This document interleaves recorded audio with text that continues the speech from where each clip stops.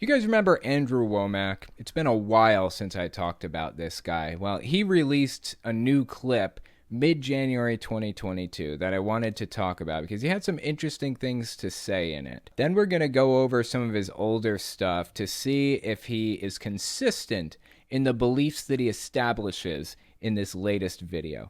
Let's give this a watch. Like I said, mid-January 2022. But did you know every lie that is ever told, Satan is the father of it? No, I'll bear with you for a second just to follow you through, but I already see a doctrinal error here. Let's just continue. All lies originate with the devil.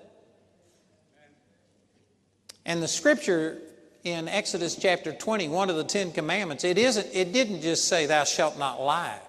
It says you shall not bear false witness.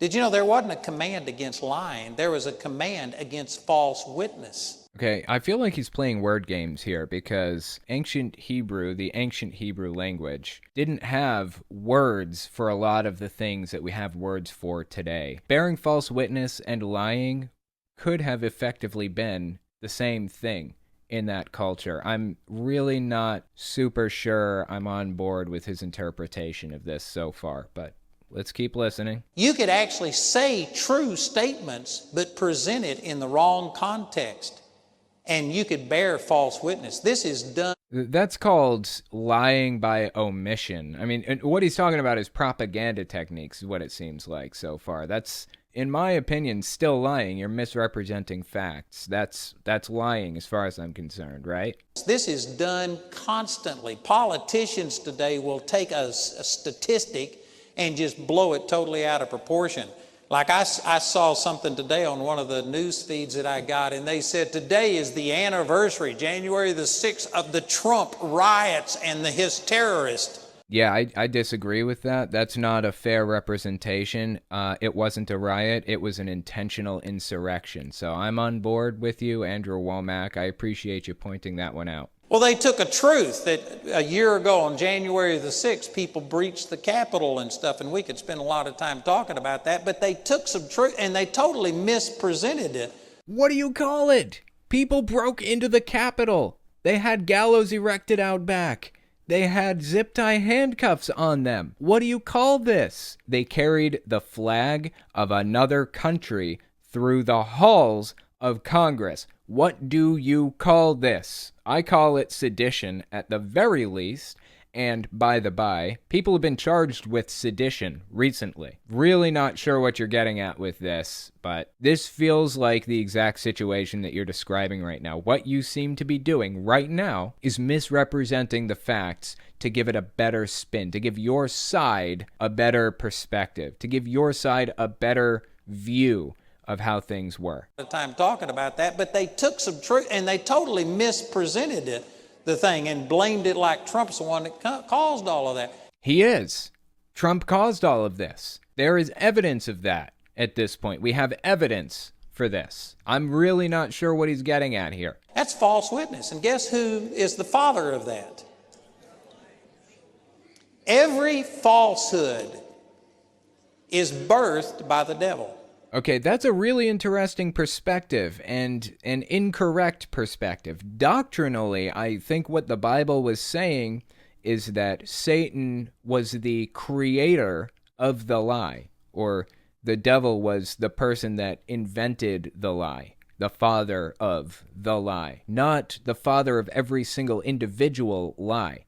When you are supposed to have cleaned your room and you tell your parent, oh yeah, totally, I cleaned it, but you didn't, that isn't Satan creating that lie. That's just you not telling the truth. That's you lying because you don't want to work, or that's you lying because you want to put it off for a day or something. That's what that is. It's not Satan literally coming into your brain and forcing you to fabricate this lie or whatever. I think that is such a bizarre way to look at doctrine. It should give you an idea of how this guy views the rest of the Bible, like how he looks at things from a biblical perspective. So we should be able to look back in his history and not see a single example of any lies from this guy, right? If we go back and look at some of his old clips, we won't see a single lie. If that's what he believes, then we shouldn't see one lie, right? Check this clip out. I covered this when it happened. This came from a live stream he did on February 2nd, 2021. Give this a listen. You know, real quickly, we need to take questions, but real quickly, when my wife and I first got married, we were poor and we lived in a house that wasn't insulated. And so we had a gas heater on the inside to keep the place warm, but because there was no insulation, the walls sweat. And in the closets, especially where it was dark and stuff like this, we just had mildew everywhere. And you know what I did? Instead of taking something and cleaning it off and repainting or something, I took Deuteronomy chapter 28 and read it. Mildew, you are accursed. Then I turned over to Galatians 3:13. I'm redeemed from you. And I spoke to mildew and cursed it. And did you know it went away without me having to clean it and do something? It was a curse. And I rebuked the curse. And I got free from that. You full of shit right now. You remember what you said a minute ago, right, Andrew Wommack? You said that Satan is the father of all lies. Each individual lie, Satan is crawling in your head and fabricating it and making you say it. You lying right now? That sounds like a straight-up lie to me. You telling me you sat down with a Bible and opened it to Deuteronomy and prayed the mildew away. Is that what you're telling me with a straight face? This doesn't look like a chuckle to me right here.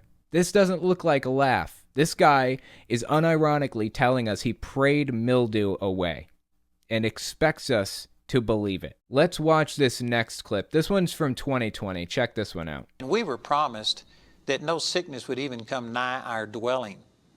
And Daniel, something I've been studying just in the last couple of days based on all of this was Exodus 23:25. And that verse says that you shall serve the Lord your God, and he shall take away all sickness all sickness away from the midst of thee. And I looked up those words in the Hebrew, and the word take and away, the word on either side of sickness, it literally means to turn off.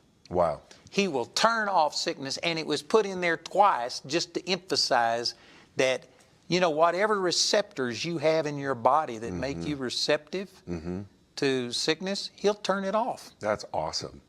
That's awesome. That's a great revelation. I've got all of that on our website. You can go study those things. You understand what he's saying, right? You understand that he's basically telling Christians they don't have to worry about getting sick because God said that he would protect them from it. That's sick.